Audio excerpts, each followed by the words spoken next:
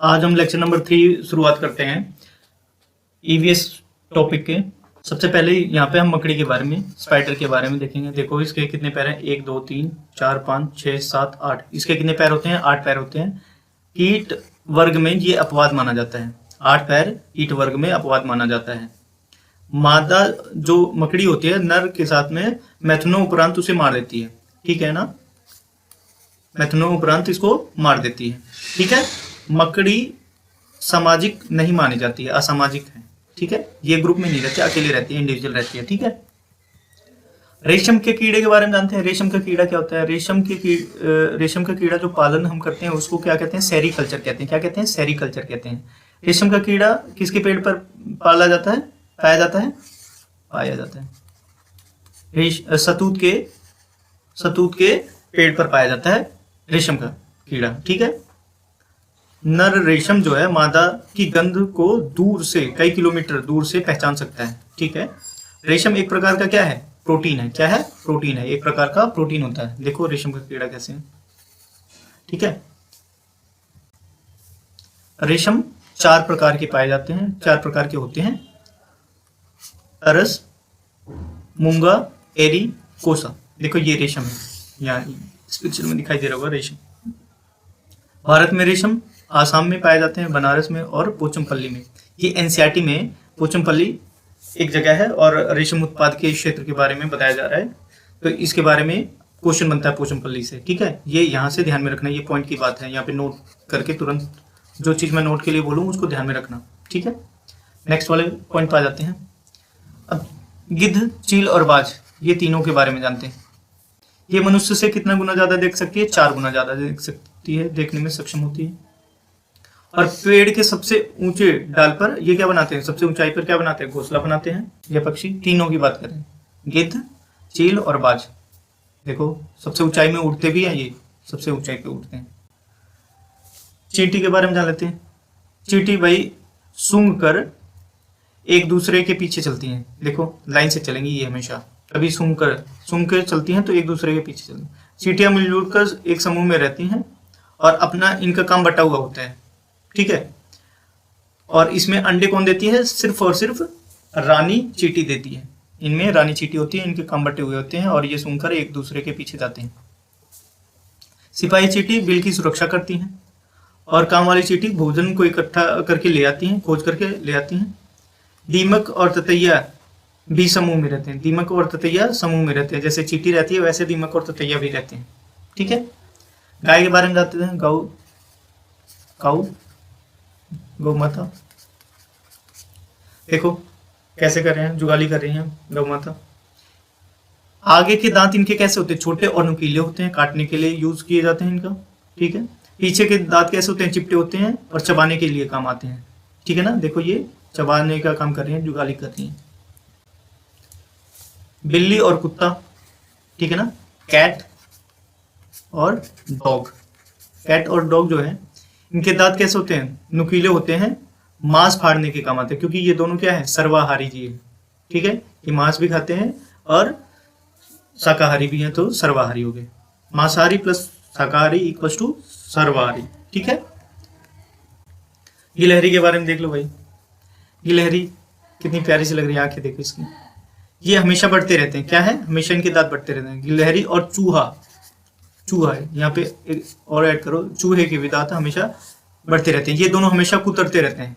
ठीक है, अगर ये कुतरे ना, खुद परेशान है ना, तो इनके दांत इतने बड़े हो जाएंगे, इनकी खुद डेथ हो जाएगी। ठीक है, इनके दांत हमेशा बढ़ते रहते हैं पूरे जीवन।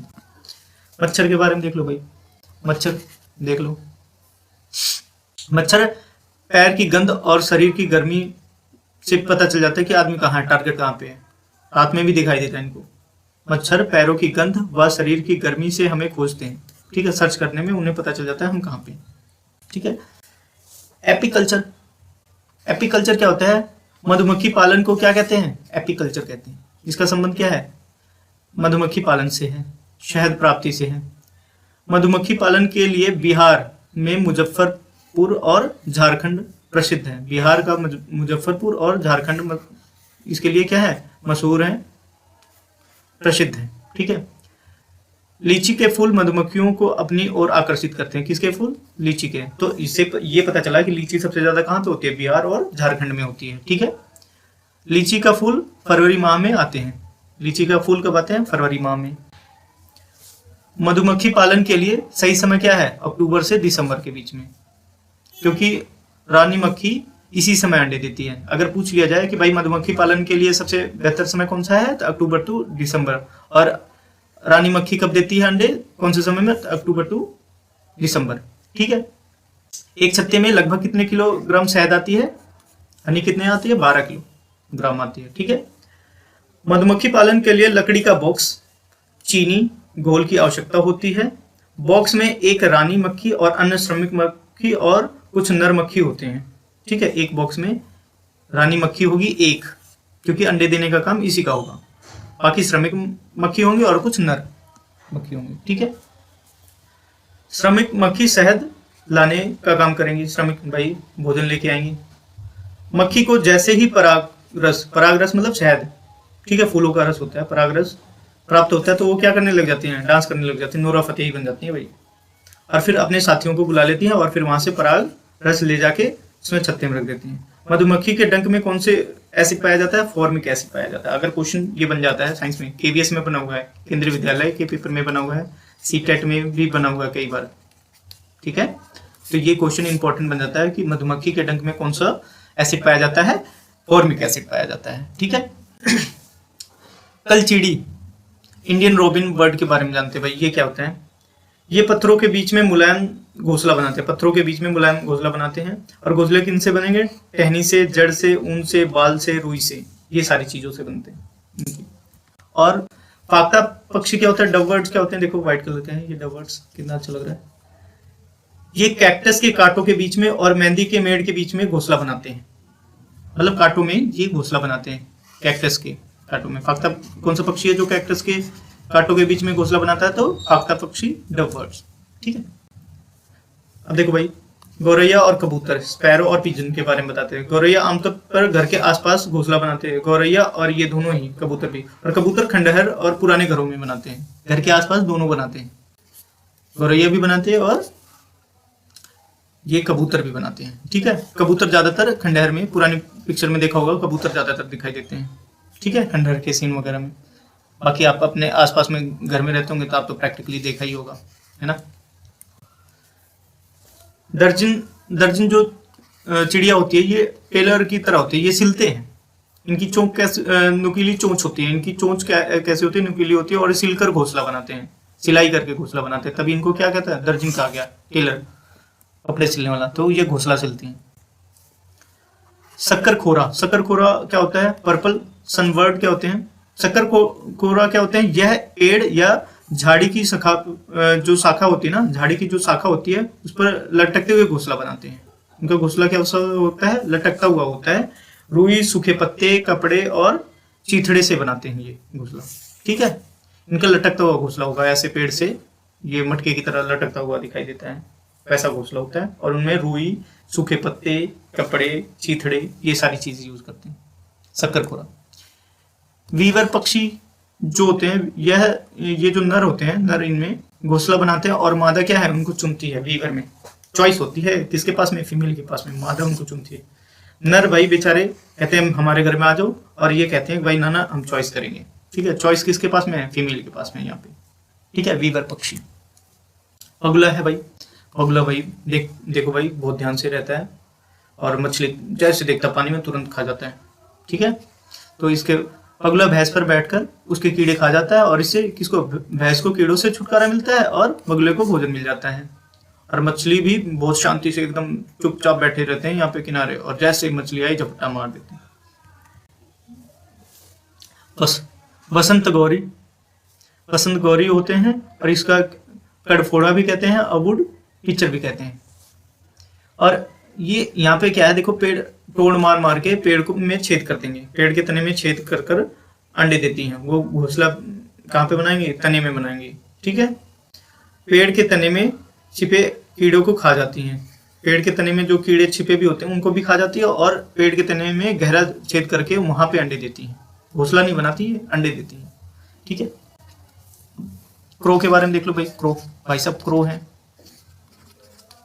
क्रो क्या होता है, ये बहुत, भाई इसको क्या कह सकते हैं क्रो के बारे में अभी जब पढ़ लेंगे ना तो कहेंगे सबसे ज्यादा परोपकारी और अच्छा आदमी यही है, कौवा है। ठीक है, यह अपना घोंसला पेड़ की सबसे ऊंची डाल पर बनाता है, लोहे की तार और टहनियों से बनाता है। इसके घोंसले में कोयल अपने अंडे दे जाती है। बनाता तो बेचारा ये है कौवा, और अंडे दे जाती है कोयल। कोयल बहुत चालू है इसमें, शातिर है। ठीक है, ये बेचारा परेशान हो जाता है कि भाई बनाया मुझे, इसको पता ही नहीं चलता असल में। ठीक है, अपने अंडे के साथ में दूसरे के भी अंडे पाल देती है और बाद में पता चलता है ये तो कोयल थी। ठीक है भाई, उल्लू भाई साहब कहने के लिए उल्लू होते हैं। ये 260 से 270 डिग्री तक अपनी गर्दन घुमा लेते हैं। ये रात में जागते हैं भाई। ठीक है, और गर्दन पीछे कर लेते हैं कितना, 260 से 270 डिग्री तक, मतलब लगभग 360 के आसपास घुमा लेते हैं पूरा, मतलब पूरा इनसे घूमने में इनकी गर्दन घूम जाती है। कारण भी है क्योंकि इनकी पुतलियां नहीं घूमती, आँख की पुतलियां जो है उल्लू की वो नहीं घूमती, इसलिए इनकी गर्दन घूमती है। देखो भाई, मैना है, जो मैना पक्षी है, रेगिस्तान में मैना चिड़िया पाई जाती है। ये अपने गर्दन को झटके से घुमा लेते हैं, पीछे करते हैं, झटके से अपने गर्दन को पीछे करते हैं। ये है मैना। ठीक है, कुछ और इंपॉर्टेंट पॉइंट्स देख लेते हैं। ठीक है, पक्षियों के पंख उड़ने, सर्दी और गर्मी से बचाने के लिए रूपांतरित हो जाते हैं। कभी देखोगे पक्षी के पंख झड़ने लग जाते हैं, गर्मियों में झड़ने लग जाते हैं, सर्दियों में आने लग जाते हैं। तो इसका मतलब क्या है कि वो मौसम के हिसाब से अपने शरीर की रक्षा करते हैं। ठीक है, पक्षियों के चोंच में दांत नहीं होते। जो हम सोचते हैं पक्षियों के दांत होते हैं, पक्षियों के चोंच में दांत नहीं होते। और इनके हृदय कितने इसमें चैम्बर होते हैं, 4 चैम्बर होते हैं, 4 कोष्ठक होते हैं। एम, कीवी, पेंगुइन, रिया, शुतुरमुर्ग, ये उड़ नहीं सकते कभी भी। ये उड़ने वाले पक्षी नहीं है, ना उड़ने वाले पक्षी हैं ये नहीं उड़ पाते हैं। पक्षी केवल अंडे देने के लिए घोंसले बनाते हैं। घोंसला किस लिए बनाते हैं, केवल अंडे देने के लिए बनाते हैं।